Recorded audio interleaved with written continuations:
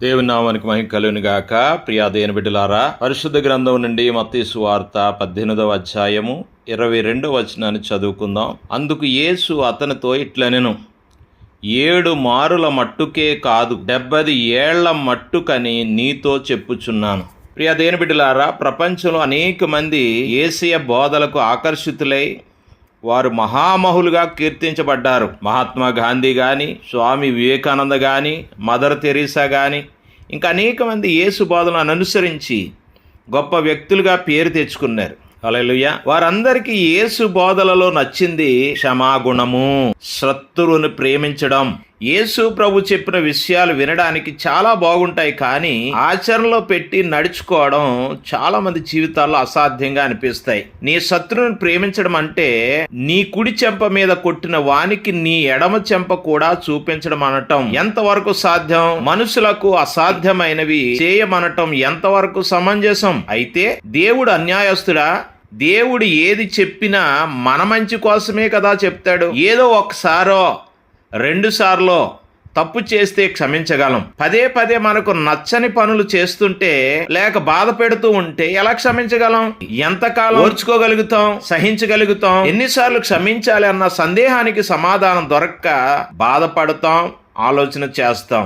అయితే యేసు ప్రభు వారు అంటున్నారు 70 ఏళ్ల మట్టుకు అని చెప్తా ఉన్నారు. దీనిని కొంతమంది 77 సార్లు అని, ఇంకొందరు అయితే 490 సార్లు అని చెప్తారు. ప్రియ దేని బిడ్డలారా, క్షమించడం అలవాటు చేసుకుంటే ఎన్నిసార్లు అన్నా దానికి పరిమితి ఉండదు. మనిషి జీవితాంతం క్షమిస్తూనే ఉండాలి. యేసు ప్రభు వారు తన జీవితంలో అదే జరిగించారు.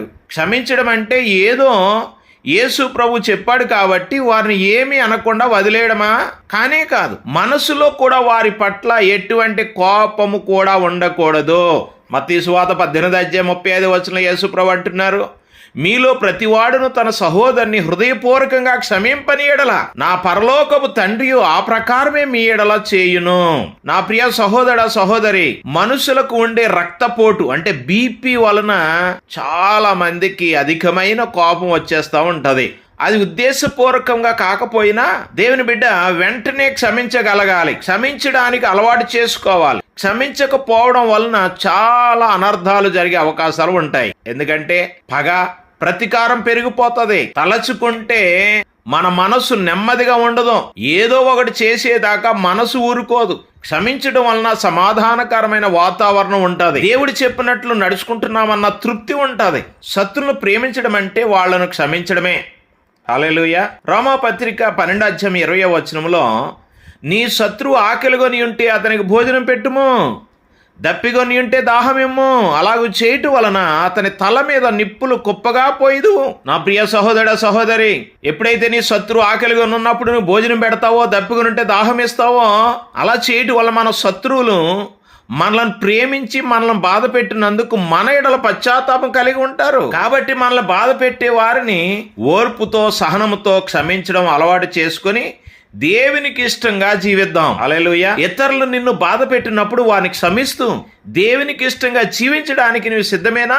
ఒకసారి ఆలోచన చేసుకో. ప్రభువా, ఈ లోకంలో జీవించినంత కాలము మమ్మల్ని బాధ పెట్టిన వారిని హృదయపూర్వకంగా క్షమించే మనసు మాకు దయచే ప్రభువా అని ఆరాధన చేస్తున్న యేసయ్య నామములో ప్రతి దినము ప్రార్థన చేస్తూ ప్రభువులో కొనసాగుతావా? అటువంటి మనస్సు మనందరికీ దయచేయునుగాక.